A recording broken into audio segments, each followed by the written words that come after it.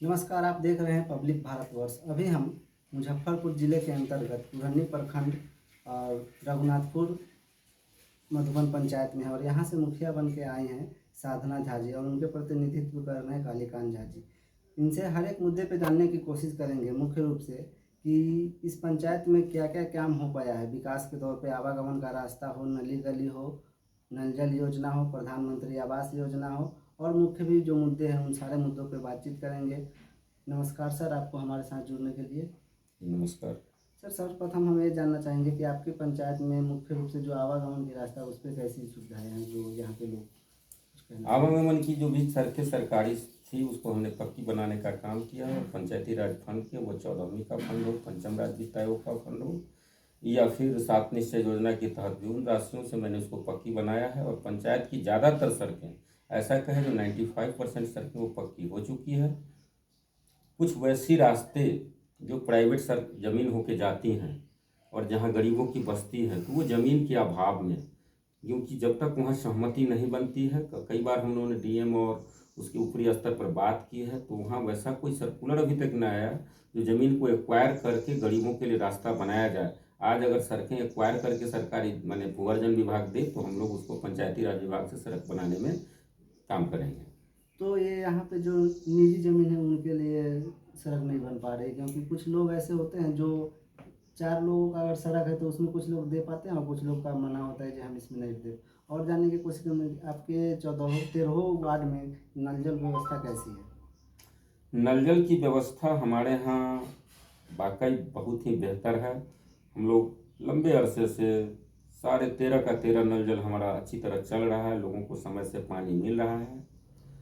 हाँ, एक समस्या होती है जो कहीं टूट फूट होती है, तो उसके लिए अभी तक रिपेयरिंग की कोई पैसा की कोई व्यवस्था नहीं थी और वसूली भी कोरोना की वजह से लोगों ने वसूली का पैसा दिया नहीं और उन पर कड़ाई भी नहीं किया जा सकता था। फिर भी कुछ संपन्न लोगों से चंदा वगैरह ले करके कुछ कलेक्ट करके हमने नल जल को अभी तक दुरुस्त रखा है और लोगों को 13 को 13 वार्ड में समय से पानी मिल जाता है। 13 का 13 वार्ड में पानी मिल जाता है। सर, मुख्य रूप से हम जानना चाहेंगे कि पंचायत सरकार द्वारा जो प्रधानमंत्री आवास योजना जो हर गरीब को हर घर घर दी जाती है, उस पर कितना काम हुआ है पिछले। लगभग 200 घरों के आसपास माने प्रधानमंत्री आवास योजना के तहत मकान मिले हैं। उसमें से 3 या 4 लोग अभी तक मकान नहीं पूरा किए हैं, बाकी तमाम लोग अपना मकान पूरा कर चुके हैं। उनको तीनों किस्त मिल चुका है। साथ ही मनरेगा के तहत जो उनको 90 दिन का रोजगार पैसा मिलता है मजदूरी का, वो भी मिला है। और किसी भी तरह का मैंने अपने मॉनिटरिंग में काम देखा है, मैं लोगों को रोकता हूं, मना करता रहा हूं, जो किसी भी तरह का किसी को उगाही करने का मौका ना दे। अगर कोई आपसे पैसा किसी तरह का मांगता है तो हमें सूचित करें, उस पर आवश्यक कार्रवाई करेंगे। और इसी का ही परिणाम है कि उस क्षेत्र में भी हमारी अच्छी पहल है और लोग को अपना घर बनाने में सक्षम हुए हैं। लोग अपना घर बनाने में सक्षम है। सर्वप्रथम मुद्दा ये रहता है कि पंचायती चुनाव में काफ़ी देखने को मिला है कि पंचायती चुनाव में जो बदलाव आया है और यह बदलाव यहाँ जो जनता है वो की, क्योंकि जितने भी मुखिया थे वो कुछ काम नहीं कर पाए और सारा का सारा अपना पैसा ना काम किए, नली गली नहीं बना, न किसी वार्ड में पेयजल योजना के तहत जो पैसा आया था वो सारा फंड इधर से उधर हो गया। और आपको जनता फिर से मौका दी, तो क्या लगता है फिर से 5 साल आप जनता के लिए खड़े उतरेंगे।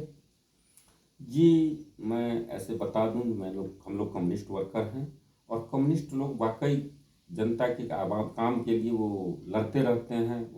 तो मुझे तो एक मौका मिला है, मुझे तो इसके लिए मैं जनता के तमाम कामों के लिए आगे बढ़ चढ़ के हिस्सा लेता रहता हूँ और कोशिश करता हूँ कि जो फंड है उसका पूरा का पूरा बिना किसी गड़बड़ी के पूरा का पूरा ज़मीन पर उतरे।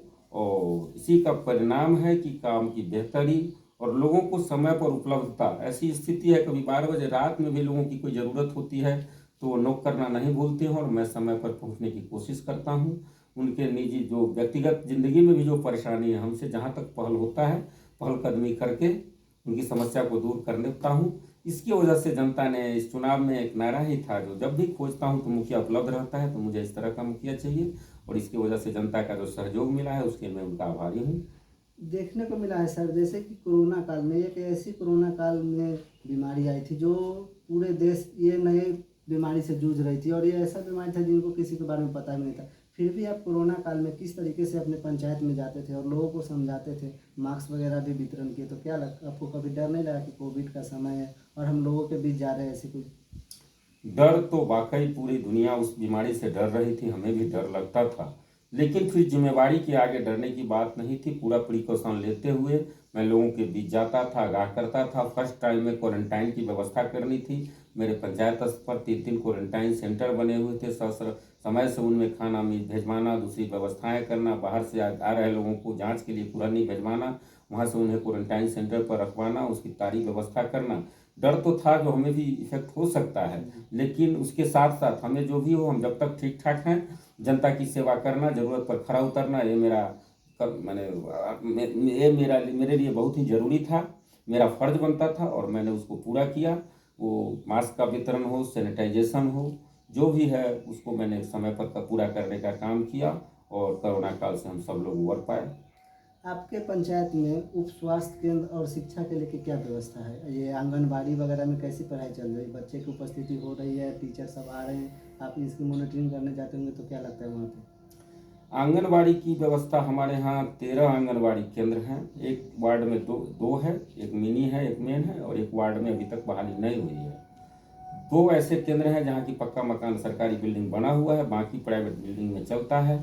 मैं बराबर कोशिश करते रहता हूँ कि इसकी मॉनिटरिंग करूँ, देखते रहता हूँ। अगर वहाँ उपस्थिति नहीं है, कमज़ोर है, तो आगाह करता हूँ उन्हें के सेविका और सहायिका को कि आप बच्चे को बुला के रखें, उनको दें, और उनका पोषण का जो भी आप दें, और वह चल पाती है। शिक्षा के लिए भी यहाँ जो है वो 3 मिडिल स्कूल हैं, एक जो है सो हायर सेकेंडरी स्कूल है, 2 प्राइमरी स्कूल है। मैं उसकी देख रेख करता हूँ, जिसकी वजह से शिक्षक समय से आते हैं, बच्चे को पढ़ाया करते हैं। और वो ज़रूर परेशानी है जो जनरली जो सरकारी स्कूलों में देखा जाता है, उसका खामियाजा हम लोग को भुगतना पड़ता है। क्योंकि सरकारी स्कूल में अच्छे से पढ़ाई नहीं हो पाती और बच्चे काफ़ी कमज़ोर देखने को मिलते हैं, बस सरकारी बिल्कुल, वो स्कूल में। गरीब, इसका सीधा सीधा उदाहरण है, जो गरीब तबके के बच्चे होते हैं और टीचर लोग जो आते हैं, वो ये सिर्फ ये समझते हैं जो मैं नौकरी कर रहा हूँ, मुझे ये काम करना है, बच्चे पढ़े ना पढ़े, बाकी जिम्मेदारी से नहीं पढ़ा पाते टीचर, ये कहने। टीचर की जिम्मेवारी नहीं है वो, जिसकी वजह से जो बेहतर व्यवस्था होनी चाहिए सरकारी स्कूलों में, वो नहीं मिल पाती है। इसके लिए खामियाजा मैं इसके लिए जो है सो हम लोग पंचायती स्तर से प्रयास करते हैं, लेकिन प्रशासन अगर पूरे तरह से प्रयास करे तो शायद बेहतर परिणाम आएंगे और गरीब के बच्चे जो है सरकारी स्कूल में वो पढ़ पाएंगे। आप हमारे चैनल के माध्यम से अपने जो जनता है रघुनाथपुर मधुबन के, इनको कुछ कहना चाहेंगे? अगर किसी काम को लेकर कहीं जाना हो या आना हो, मिलना हो, तो?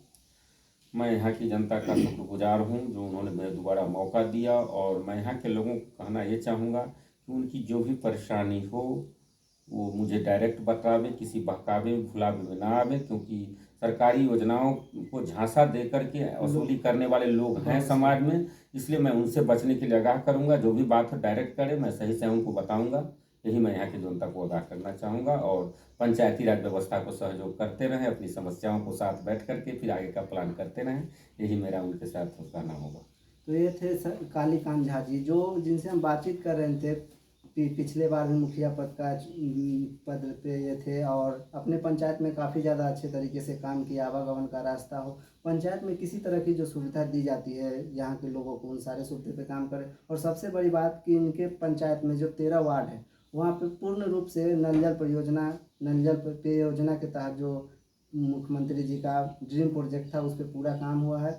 और इनको विश्वास है कि जनता हमें इस बार जिताई है, तो फिर हम आने वाले 5 साल में जनता के साथ रहेंगे और जो भी काम आएगी सरकारी पंचायत राज योजना से, हम उनको अपने ज़मीनी स्तर पर पूरे रघुनाथपुर मधुबन पंचायत में लाएंगे। तो आप देख रहे थे पब्लिक भारत न्यूज़, गोलू कुमार के साथ मैं रवि। नमस्कार।